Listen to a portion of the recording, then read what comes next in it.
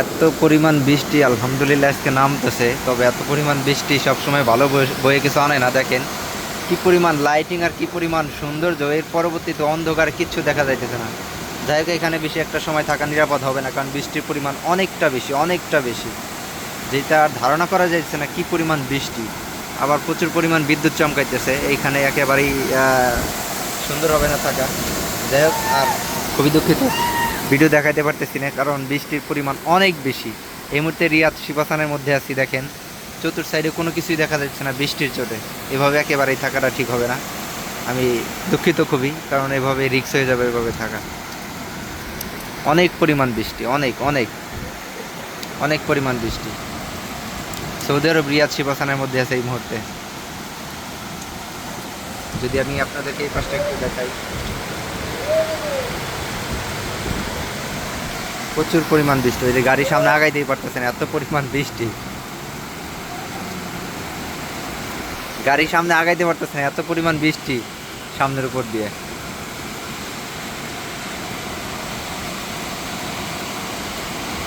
আর লাইটগুলো কিরকম দেখা যাচ্ছে দেখেন, অনেক ঘন বৃষ্টির প্রয়োজনে লাইটগুলো এরকম দেখা যাইতেছে।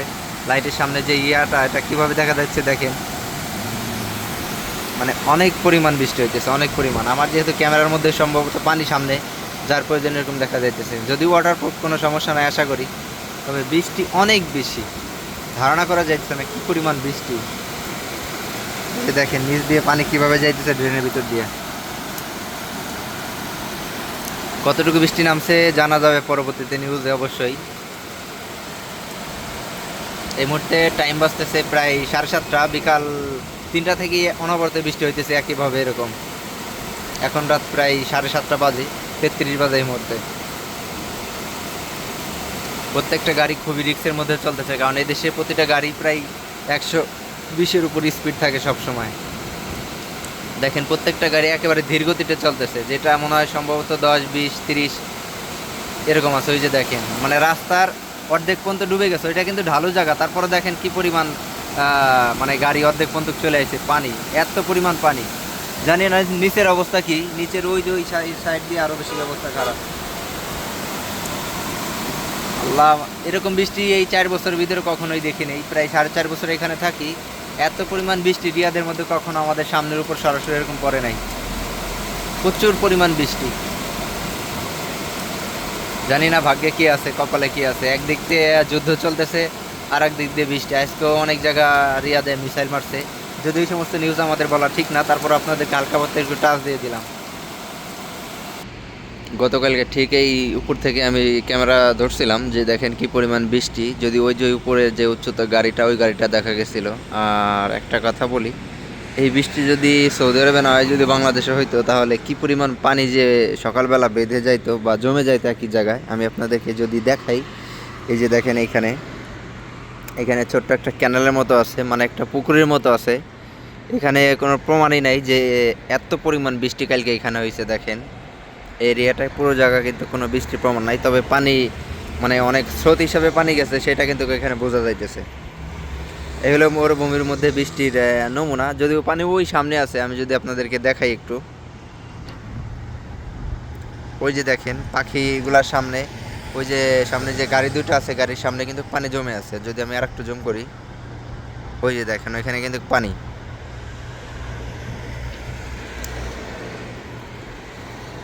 তাই হলো সৌদি আরবে বৃষ্টির প্রমাণ, যে যত বৃষ্টি হোক সকালবেলা বোঝার কোনো সিস্টেম নাই যে বৃষ্টি অনেক বেশি পরিমাণ নামছে।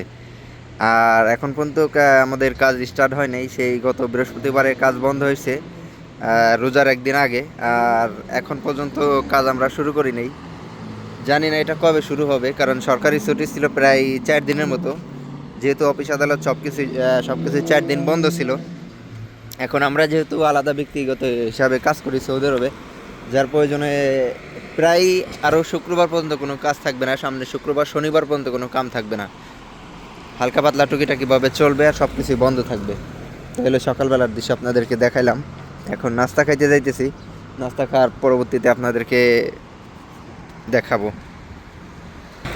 গতকালকে ঠিক এই রাস্তায় দেখাইছিলাম যে কী পরিমাণ পানি রাস্তা দিয়ে চলে যাচ্ছে। দেখেন এই যে দেখেন, এখান দিয়ে পানি এখন পর্যন্ত আছে।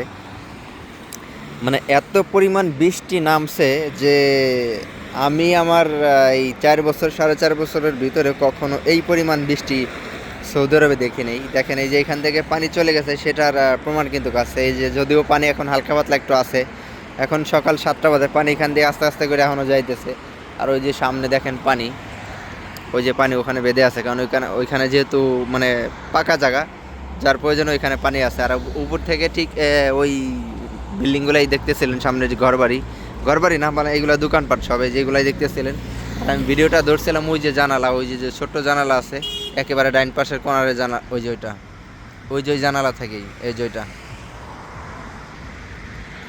ওইটা থেকেই আমি আপনাদেরকে ভিডিও করে দেখাইছিলাম। ওই যে আমাদের বিল্ডিংটা যেটা আছে, মাশাআল্লাহ অনেক সুন্দর একটা বিল্ডিং, এখানে আমরা থাকি। আর ভালো জায়গা না থাকলে মন মানসিকতা ভালো থাকে না, যার প্রয়োজন আমরা এখানে টাকা একটু বেশি হইলে এখানেই থাকি। আর ডাইন পাশে যত আছে সৌদিদের বাসা, সব সৌদিদের বাসা। কাজকর্ম যদি স্টার্ট থাকতো তাহলে সকালবেলা মানে এখন প্রায় 7টা বাজে, এত হালকা পাতলা গাড়ি থাকতো না, এত পরিমাণ গাড়ি থাকতো যে রাস্তার এই পাশ থেকে ওই পাশে জাম্প করে যাওয়ার মতো বা পার হওয়ার মতো থাকতো না। তো যাই হোক, এখন পুলিশ আসছে সামনে, একটু ভিডিওটা অফ করি। ওই যে দেখেন পুলিশের গাড়ি। সৌদি আরবে কিন্তু এরকম ওপেনলি ভিডিও করা একেবারেই নিষিদ্ধ। গেল চলে বাম পাশ দিয়ে পুলিশের গাড়ি। আর যারা বলদের কাজ করেন সৌদি আরবের ভিতরে, বলদের কাজ কীভাবে করেন সেটা আমি আপনাদেরকে একেবারে সরাসরি দেখাই। যদিও তার ফেস বা তার সাথে কথাবার্তা বলার ইচ্ছা আমার নাই, কারণ ব্যক্তিগত পরিবার সবারই থাকে, সবারই ফ্যামিলি থাকে। যে কোনো মুহূর্তে কাজের ভিডিও সবাই দেখলে সেটা হয়তো মাইন্ড করে দেশ থেকে। এই যে সকাল 7টা বাজে, 6টা বাজে লেগে গেছে, আর প্রায় 2টা পর্যন্ত থাকবে, কারণ 2টার সময় এখন গরমের সময়, 2টা পরে কাজ বন্ধ থাকে, 4টা পর্যন্ত 2 ঘন্টা রেস্ট বাধ্যতামূলক। আর এইভাবেই কাজ করতে হয় সৌদি আরবের ভিতরে যারা বলদের কাজ করে। কিছু করার নাই, 600 রিয়াল বেতন, কিন্তু তাদের আবার আউট নলেজে ইনকাম আছে। দেখা গেছে যে বিভিন্ন রকমের টিপস থাকে, এরপর আবার আউটসাইডে অনেক রকমের কাজকর্ম করা যায়। আর এদের মূলত কাজ হলো এই যে ময়লাগুলো ঘুরতেছে বা ময়লাগুলো পরিষ্কার করতেছে, এর ভিতরে যেই হাদিদ পাবে, বাংলাদেশের কথায় যে ভাঙড়িগুলো পাবে, A to Z সমস্ত কোয়ালিটির ভাঙড়ি, এইগুলো কিন্তু বিক্রি করবে। এইগুলো আলাদাভাবে সে বিক্রি করে যে টাকা ইনকাম করবে, সেই টাকা সম্পূর্ণ টাকাই তার। সে 50 টাকারও পাক বা 100 টাকার পাক বা 200 টাকার পাক, যাই পাক, সব কিছু কিন্তু সে আলাদাভাবে বিক্রি করবে। তার আমি ভালোভাবে দেখালাম না, কারণ একটু সাইড করে দেখালাম, কারণ তারও ব্যক্তিগত ফ্যামিলি থাকে, যার প্রয়োজনে কথাটা আপনাদেরকে বললাম। আর বলদের বিষয়ে কিন্তু টাকা খুবই কম লাগে। যারা এগুলো সরাসরি কোম্পানি থেকে বিষয় উড্ড করে, মানে উত্তোলন করে, যার প্রয়োজনে টাকা খুবই অল্প, হয়তো 2 লক্ষ বা সর্বোচ্চ 2.5 লক্ষ টাকা খরচ হওয়ার কথা, সেইখানে দেখা গেছে দালালরা 3 লক্ষ 4 লক্ষ টাকার উপরে কিন্তু নিয়ে থাকে। এটা দালালগার বিজনেস, দালালগার ব্যবসা। আমি যতটুকু জানলাম, নতুন যারা সৌদি আরবে আসে বা নতুন ভিসা নিয়ে, আমি একটা লোকের সাথে কথা বলছিলাম, সে বলছিল যে প্রায় 5 লক্ষ টাকাই লাগবে, হয়তো 10,000 20,000 টাকা কম নিবে আমার কাছ থেকে। মানে আমার ব্যক্তিগত রুমের পরিচিত প্রায় 4 বছর 4.5 বছর ধরে থাকি, মানে এই অভিজ্ঞতা থেকে সে বলছে যে প্রায় বাইক না 4-5 লক্ষ টাকাই লাগবে যদি 12 মাসের ইকামা চাও। তো আমি যেহেতু আমার ইকামায় বিভিন্ন রকমের সমস্যা ছিল, আমি যখন ইকামা বানাইছি তখন যার মাধ্যমে আমি ইকামাটা করছি, একেবারে সরাসরি মক্তব থেকে, সৌদি আরবের যেই কফিল থাকে, কফিলি মক্তব থেকে আমি ইকামা বানাইছি। আলহামদুলিল্লাহ এখন আমার ইকামা সব কিছু একবারে ওকে। আগে একটু সমস্যা ছিল, সেটা আমি আপনাদেরকে বলছি।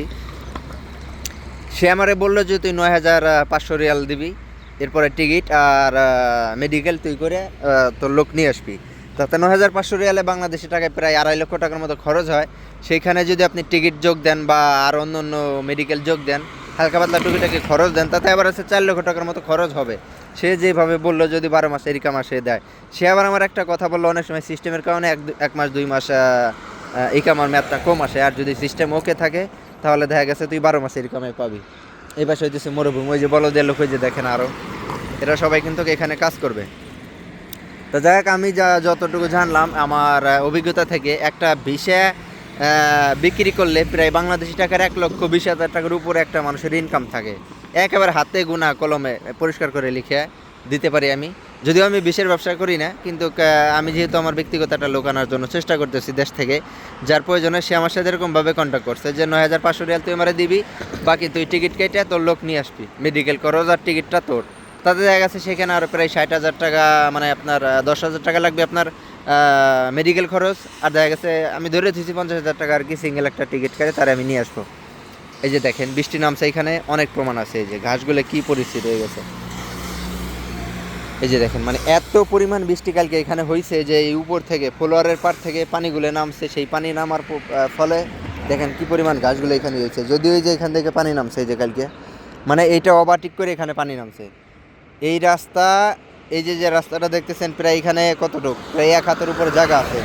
এই 1 হাত জায়গা ওভারটেক করে এখান থেকে পানি নামছে। এখান থেকে পানি নেমে এই যে পরিস্থিতি এখানে হয়ে গেছে, এই যে দেখেন। তা যাই হোক, ভিডিও আর লম্বা করবো না, আশা করি ইতিমধ্যে অনেক বড় হয়ে গেছে ভিডিও। আরও যদি কোনো কিছু জানার প্রয়োজন থাকে আপনারা আমরা জানাইতে পারেন। আর আমি এখনও নাস্তা খাই নেই, নাস্তা খাইতে যাবো। সর্বোচ্চ আমার 2 থেকে 5 রিয়াল বা 10 রিয়ালের মতো খরচ হবে। এখন আপনার ইচ্ছা অনুযায়ী খরচ করতে পারবেন। চাইলে 2 রিয়ালে নাস্তা করতে পারবেন, চাইলে 1 রিয়ালে একটা রুটি খেয়ে পানি খাইতে পারবেন, চাইলে আবার আপনি অনেক টাকা ইনকাম যদি থাকে তাহলে সেই পরিমাণ আপনি খরচ করতে পারবেন। তবে সৌদি আরবে সবসময় চেষ্টা করবেন কম খরচ করার জন্য। সবসময় মনে রাখতে হবে এখানে আমরা সবাই কাজের জন্য আসছি। তো যাই হোক, আজকের ভিডিও পর্যন্তই। সবাই ভালো থাকবেন, সুস্থ থাকবেন। আসসালামু আলাইকুম। আর যদি কোনো কিছু জানার প্রয়োজন থাকে অবশ্যই আমাকে জানাইতে পারেন, আমি সেগুলো আপনাদেরকে বলার ট্রাই করবো। একেবারে অথেন্টিক, এই কথার ভিতরে কোনো ভেজাল খুঁজে পাবেন না ইনশাআল্লাহ।